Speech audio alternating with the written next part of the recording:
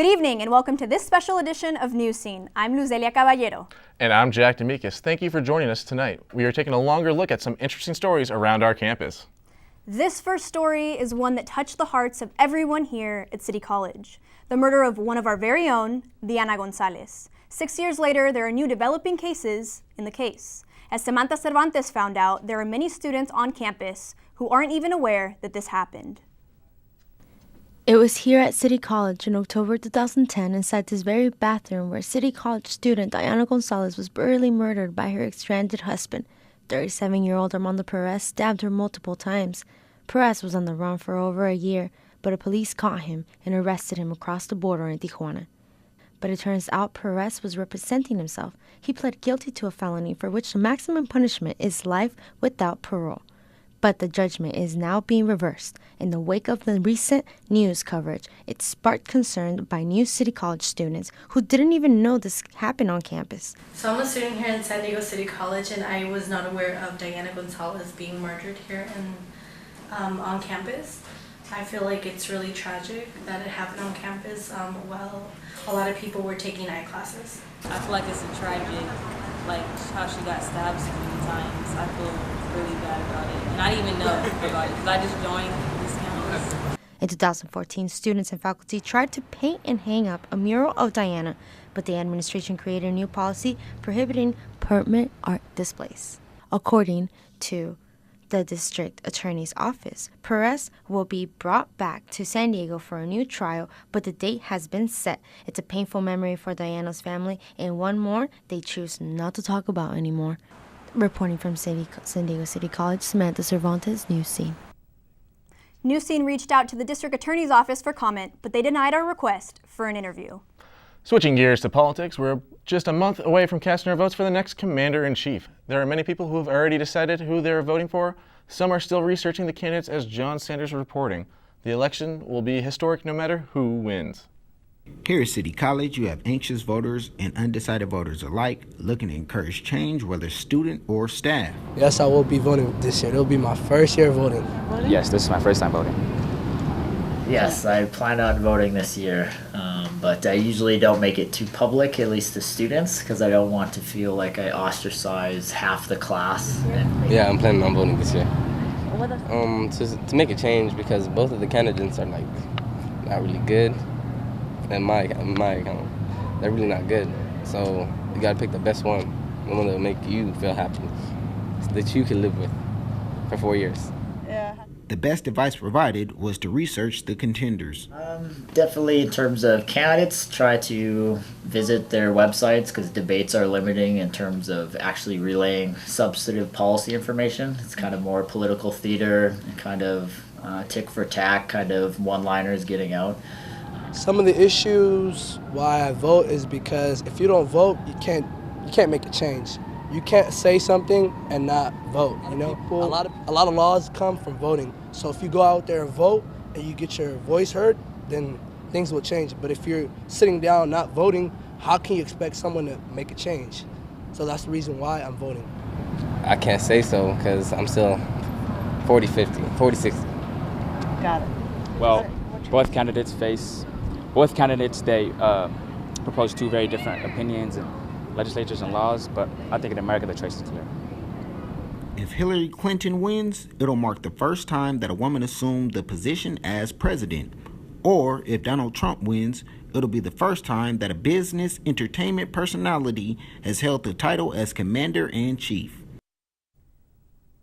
November 8th is the official day to cast your vote for the next president of the United States. The last day to register and vote in California is October 24th. Make sure you're registered, and voting for president is not the only thing on the ballot. There are many propositions to be learned about. Some can be confusing to voters. One such prop is 55. Sandro Juarez explains the pros and the cons. Some lawmakers are pushing for a new proposal to extend the existing Prop 30, set to expire in 2018. Prop 55 would continue the tax rates on individuals making over $250,000 and couples making double that a year. Last month, a press conference was held here at City College in front of the B building, talking about Prop 55. Chancellor Constance Carroll reflected on how the job market was here in San Diego years ago. And this was at the worst possible time when unemployment was at an all-time high. that's the time when people need to come back to train for jobs in order to improve their lot in life. If voted down, 4 major problems would occur according to Yes on 55. Thousands of teachers would be laid off and there would be tuition increases. Other issues are overcrowding in classrooms and cutting arts programs, but many are against this proposal. Earlier this week, in an editorial piece published by the San Diego Tribune, states that Prop 55 rewards deceit. This is referring to Prop 30 being a temporary tax increase and 55 wanting to expand it to 2030. They stated that the economy has greatly improved compared to 2012 when Prop 30 was first approved by voters. They also say with Prop 98, all public K-12 schools will receive most of the state revenue. Though Prop 98 doesn't include community colleges, many here at City rely on state funding. If you get like 4 classes, like $600, and I don't know about, I'm pretty sure a lot of students don't have, $600 to pay for their classes, so it's a huge help. If I didn't have that, I wouldn't be able. Proponents say Prop 55 would drag new revenue into a fund going directly to classrooms. An annual audit would hold schools accountable for how the money is being spent. In 2012, voters approved this educational proposal by 55.4% to 44.6%. For Newscene, I'm Sandro Juarez. There are 2 websites where undecided voters can gather more information. Visit protectingcalifornia.com and opposeprop55.com to do your homework. In a few weeks, voters in San Diego will also decide the fate of the Chargers. Billy King has more on both sides of the issue. Qualcomm Stadium has been home of the San Diego Chargers since 1967. It's hosted 3 Super Bowls, 2 World Series, and many bowl games. But today, the stadium is literally falling apart. For decades, Chargers owner Dean Spanos has pleaded with city officials to build the team a new stadium. But the city has had other problems to worry about, which led Spanos to make bids to relocate to Carson and Los Angeles. After both attempts failed, San Diegans felt betrayed. In a last-ditch effort to keep the Chargers in San Diego, Spanos has pitched Measure C, which would give the Chargers a brand new state-of-the-art multiplex, which works as both a stadium as well as a new convention center, which keeps San Diego Comic-Con, an event that brings over $1 billion of revenue in the city as well. But voters are split, believing the money from this tax increase could be used to better the city. Me being from San Diego, being a native San Diegan, I'm actually for it. It'll create a lot of job opportunities, of course. New stadium. It would be a lot of money for San Diego. I find it to be rather unnecessary considering that we already have a stadium, and the fact that we're going to tax hotels, which are businesses themselves. But yeah, I like to show support for the city. With the proposed new stadium coming at a cost of $1.8 billion, the NFL, along with the San Diego Chargers, will contribute $650 million. The remaining costs will come from the increase in the hotel tax from 12 to 60%, which means the San Diegans won't be on the hook for the rest of the tab. The proposed tax hike requires 2/3 voters' approval, and if it fails, the Chargers will find a new home with the Rams in Los Angeles. I'm Billy King, reporting for Newscene. Rivers congested pocket. There's Henry, knocked away. Gathers knocked it away. Colts have gotten the ball on the fumble. Mike Adams vacuums it in.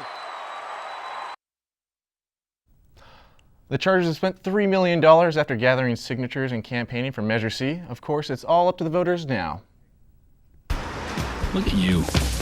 You're at the top of your game. At work or at play, you're unstoppable. Nothing can throw you off track.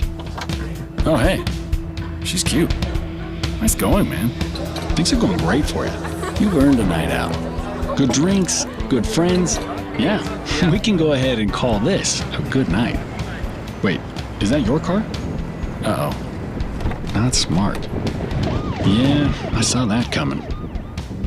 Say goodbye to her. Ouch, that'll hurt your bank account. You're looking at around 10 grand in fines, legal fees, and increased insurance rates. I hope you like eating frozen dinners. Alone. Let's try this again. Smart move. Because buzz driving is drunk driving. And San Diego is top when it comes to tourism, but getting in and out of the airport isn't always easy. Parking spots are sometimes hard to come by, especially if you have a flight to catch. The San Diego International Airport is trying to find a remedy. Jackson Wilson has the story. Construction crews recently broke ground as they begin to build a brand new parking structure at the San Diego International Airport. From our customer surveys, we've been told that people are wanting more close-in parking, and this parking plaza will provide exactly that. The structure will be located right on top of the current Terminal 2 parking lot. Rebecca Bloomfield, the spokesperson for San Diego International Airport, explains the impact that construction will have on parking. So currently there's a portion of Terminal 2 parking that is closed in front of the terminal, but there is still Terminal 2 parking available. It is accessible off of McCain Road from Harbor Drive. The $127.8 million structure will be 3 stories high with a total of about 3,000 parking spaces. At over 1 million square feet, this new structure will add about 1,700 parking spaces to the airport.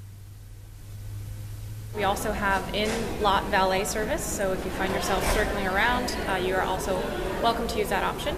With a new website, state-of-the-art technology, and a smartphone app currently in development, airport goers will be able to find parking much easier when the structure is completed. People will be able to find the closest parking to their airline and then pay for and reserve their spot in advance. Rebecca also talks about the overall carbon footprint reduction that the structure will provide. The parking plaza will also have environmental benefits in that it will stop people from circulating when you can't find a parking space. With the new technology we'll be including, it will allow people to find their parking space, know exactly where they're going, and really keep people from circling around. The Airport Office of Design and Construction estimates that by 2035 an additional 7,000 spaces will be required. In September of 2018, when this structure is complete, it will take care of almost half of that requirement. With an aesthetically pleasing design, open light wells, glass front elevators, and 2 art projects, we can't wait to see how this structure turns out. Jackson Wilson, Newscene. Until this structure is complete, there's always nearby shuttle parking, or Uber and Lyft are also great alternatives. And just a few miles away, students and faculty are facing similar issues at City College. The campus has only so many parking spots, and with the new parking buildings and structures going up, many are asking, why are people still having problems finding spots? You know, we wanted to dig a little deeper to find out what's being done to help. Here's what we found. With a little under 1,100 parking spaces and over 4,200 permits sold, the only thing students are going to find this fall is a massive headache. It's been pretty ridiculous.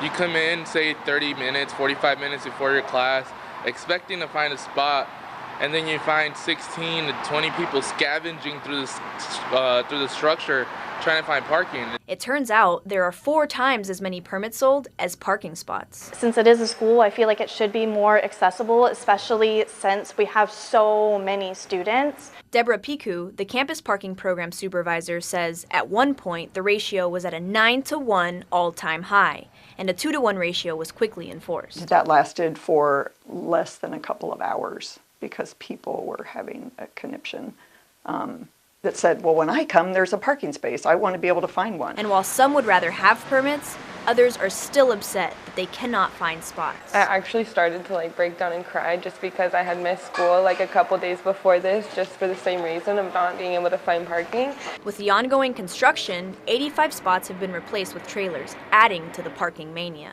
This scene is not too far off from what students experience every day. We have been driving around for quite some time and have yet to find any parking.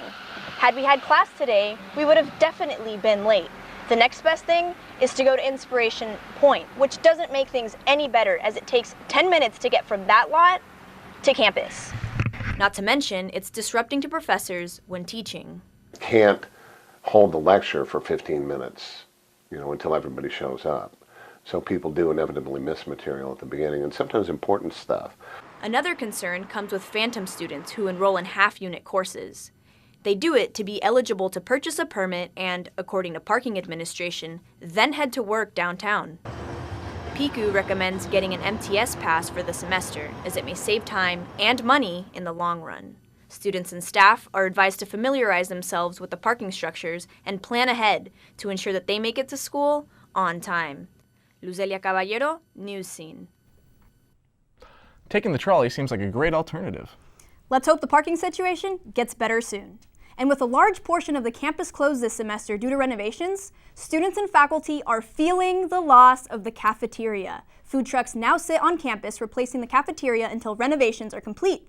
Jackson Wilson went to check out the food trucks to find out what people think about them. Students at San Diego City College had to deal with some confusion at the beginning of this semester, as much of the campus has been closed for renovations. Classrooms and offices have moved, almost half of the campus is closed, and perhaps the biggest impact, the cafeteria has shut down and been replaced by food trucks. I like the variety of food that they have. It's very delicious. You know, it's actually, no offense to city schools, but like it's kind of better. You know, they have their own style. I've gone to the different locations that they have. Like they have some in the trolley stations, and they have good food. A general truck comes to campus from 7 a.m. to 7 p.m. Monday through Thursday. It's located in the plaza between the AH and BT buildings. Close to, I'm always in the art wing, so it's close. Fairly inexpensive. The general truck serves general American and Mexican street foods. They're doing a great job. It's really good. Like I said, with the prices, I mean, it's not that bad of a price, but if they could like get like $1 down, you know. Specialty trucks also arrive, but only from 10 o'clock in the morning to 2 in the afternoon. Some students still feel there's a lack of options with these new food trucks. There's not much variety in this school without the cafeteria for vegetarians, or I have a lot of friends that don't eat meat and such, as well as just some of the food in general could really be improved. There also seems to be a lack of healthy food items for customers who must watch what they eat. I'm trying to stay away from excessive amounts of sugar, and it's hard to do that. I mean, it's all soda and fast food pretty much. On top of that, some students just miss the atmosphere of the cafeteria itself. It's okay, I suppose, just for now, but honestly, the cafeteria is what we miss the most. Jackson Wilson, Newscene.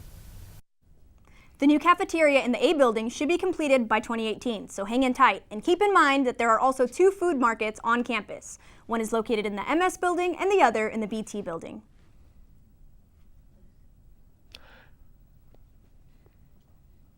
Students come from all walks of life, each with a different story about their past and their hopes for the future.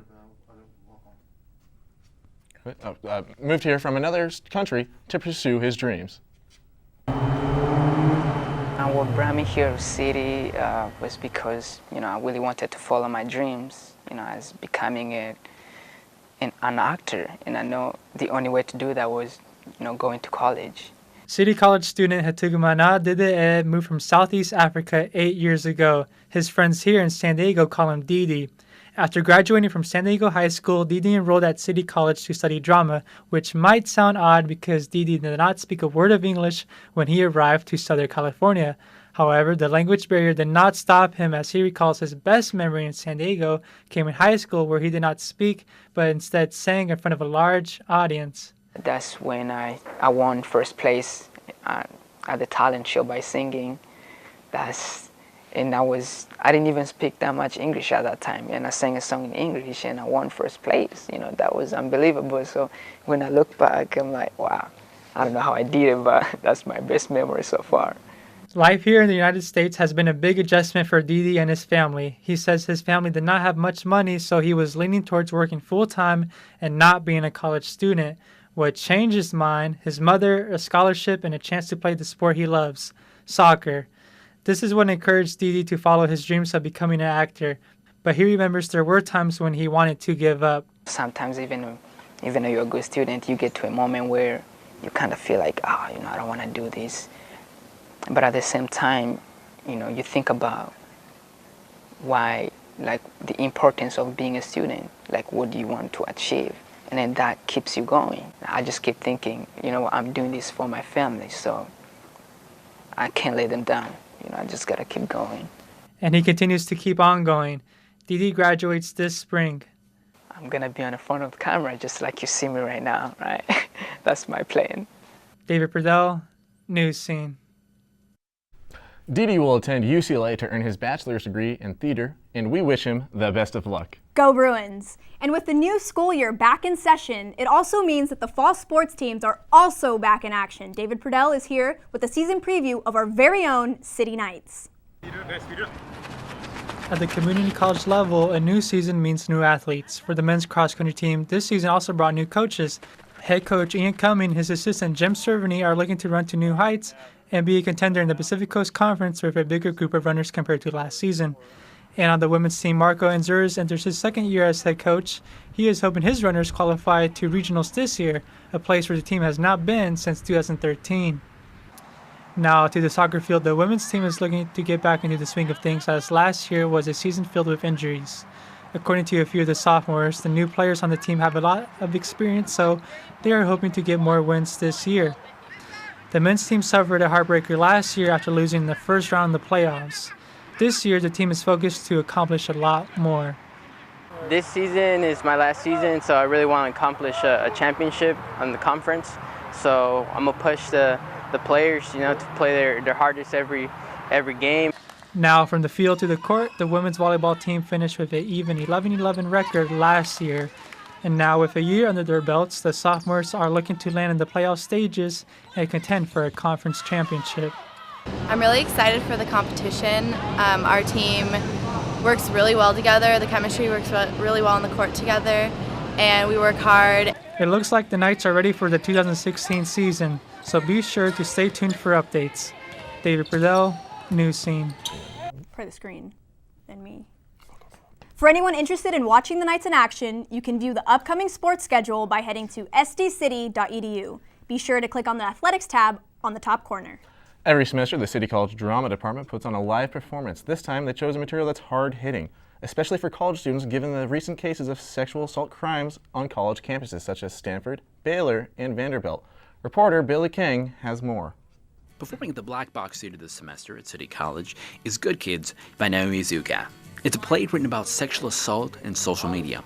Director Professor Katie Rada and her cast and crew gives an inside look on how they turn this play from a script into a live performance. It is based on a true case that happened in Steubenville, Ohio in 2012. And what happened in Ohio is there was a young girl from West Virginia from high school who went to a party and drank to excess and went home with a football player and was sexually assaulted by at least two of them. And then woke up in the recollection of it, and one of the other guys who was at the party videotaped it and put it up on YouTube and social media and all over the place. Throughout rehearsals, the cast had a difficult time trying to bring these characters to life. The material is really ugly. It's really ugly, and they are saying lines, saying words that they would never say in real life. So it's been really hard for them to sort of embrace the villainy of these characters and to recognize that they're just characters. That's not who they are. The cast was able to pull through the hard subject of the event, wanting to leave audience to support others in similar situations. It brings awareness to this issue. It brings awareness to what people actually have to go through after they've been sexually assaulted. Not only is it the fear that comes with it, the sense of vulnerability, the sense of damage, but also just the shame that other people place upon those victims. If this play resonates for some audience members on a personal level, I'm really sorry, but I want them to know that they're not alone and that they did nothing wrong and that they are not the ones to blame, and I want them to feel empowered that way. After every performance, there'll also be a talkback held by the City College Mental Health Department. They hope to reach out to those in need. I'm Billy Kang, reporting for Newscene. The performers say they hope this will start a local dialogue about what they see as an epidemic in our society. And from a serious matter to some fun nearby, the San Diego Opera Company, along with MTS, have come together in a unique way. Their goal is to bring awareness and easy access to the world of opera to those who may never get a chance to attend one. Brian Jeffries has the story. Where the trolley ends, the opera begins. MTS, along with building opera audiences and the San Diego Theater, are partnering up together to bring opera downtown and throughout San Diego. The show is Rossellini's version of Cinderella. A 30-minute portion of the show is being performed at different trolley stations throughout September and October. The main goal is to get the word out about the show to different communities. They're also there to ignite younger audiences to come out and see opera. To go along with these great shows, the San Diego Opera Company will be providing discount tickets and other incentives in order to encourage ticket sales. So we're offering people that attend these performances a discount code that they can purchase tickets to the Civic Theater performances. The performers are members of Opera Exposed, San Diego's Opera University Partnership Program, and are either graduates or current students at San Diego University or Point Loma Nazarene University. It went beautifully. This is like the very first time we've ever actually done a complete run-through, especially with people around too. And there was a lot more people too, which I thought was grand. Shows will be coming to a trolley station near you until October 9th. The main event will be October 22nd at the Civic Theater. For more information, go to sdopera.org. This is Brian Jeffries, Newscene. You can read the text. So take your family for a ride in this journey to discover your love for opera and enjoy a fun-filled ride. By the way, the season of San Diego Opera is coming to downtown in late October. And another fall favorite in San Diego is the Adams Avenue Street Fair. Brooke Slyler has more on this event that seems to guarantee to draw a crowd. I'm Brooke Slyler here at the 35th Annual Adams Avenue Street Fair, featuring the best of art in San Diego. With live music, craft vendors, and local breweries, there's a little something for everyone. The Street Fair is a 2-day art festival in the heart of the Normal Heights community. The fair began in 1981 to celebrate the restoration of the historic Normal Heights sign. Today, festival goers can take part in several different activities for people of all ages. I will walk around trying to get some good food. Looks like there's a lot of cool tents around here and try to get a nice bite to eat. Some of the tents featured small business vendors selling crafts like canvas paintings, still photography, jewelry, and clothes, just to name a few. I've participated a few years ago. I decided to come back, see how it's grown, and just, hey, I'm looking to make money. Not everyone was there to sell or buy crafts. Others enjoyed listening to the more than 90 live musical acts playing on 7 different stages. There was an array of music choices, from rock bands like The Basics to jazz, where some were even inspired to dance. Festival goers satisfied their appetite with hearty food, while those with a sweet tooth chose icy treats that helped them cool down. For those 21 and up, craft beer tasting or finding their favorite draft from local breweries in either of the 3 beer gardens were popular choices. One group of women even took the event as a chance to give back to the community. Team Girls on Film were trying to raise money for their 3-day breast cancer research walk. People have been very generous. They support this good cause, and we're having a blast. There are more than 350 vendors participating at this year, which makes the festival's 35th anniversary. Thank you for joining us on this special edition of Newscene. Join us again next week as we return to our regular scheduled newscast. Good night.